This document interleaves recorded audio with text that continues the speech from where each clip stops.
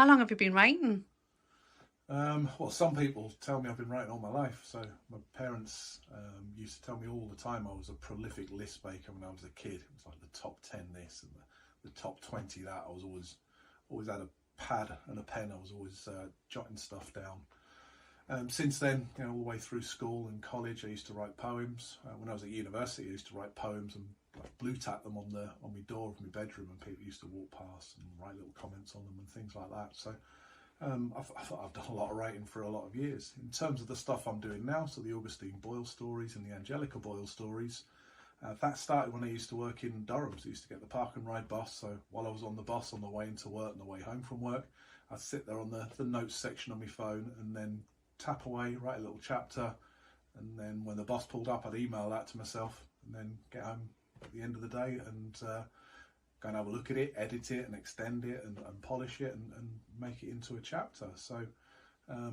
in terms of that was probably triggered by me going on a photography course. I guess that was probably about 8 years ago now, and the photography course re-sparked my sort of creative side, and from there I started writing again. So in answer to the question, how long have I been writing? Pretty much as long as I've been able to pick up a pen and write.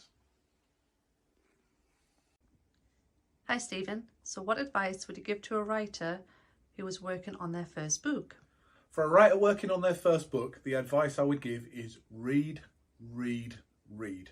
The one thing you have to know when writing, you need to know your genre inside out. And there's only one way to do that, and it's to keep reading as much as you can as your chosen genre. When I first started writing, I chose not to read other thriller writers because I thought it would come out of my work too much. And what happened was it didn't come out of my work enough. Once you start to read the best authors in your genre, what you will find is you get inspired, you learn the genre inside out, you know exactly what it is that your readers are looking for. Yep, there'll be influences in what you do, but your readers are looking for that kind of influence because the best writers in your genre, so in my genre it would be people like Joe Nesbo, the best writers in your genre are the ones that are hugely successful, and they're successful for a reason. So that's it, just read. So Stephen, what comes first for you, the plot or the characters, and why? Well, for me it's the characters. So if you read a book called On Writing by Stephen King, he talks about this.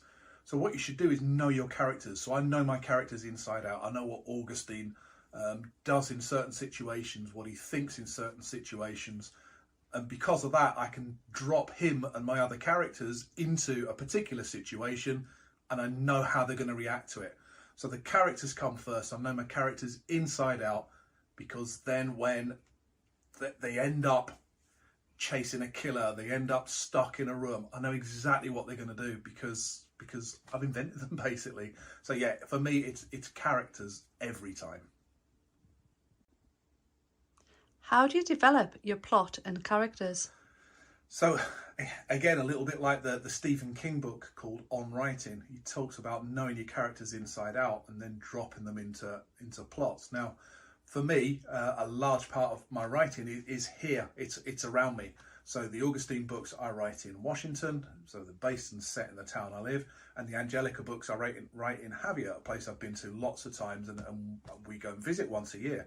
So what I do is I have a little drive around and I look for places. So I look for like a little dark alley, or I look for, I quite often say to people, I'm always on the lookout for somewhere to kill someone. Now, obviously that's in my writing, but it's always on the lookout for different places. So for things that will trigger something in my mind and go, I could set a good story in there. I could base this bit of the story in there.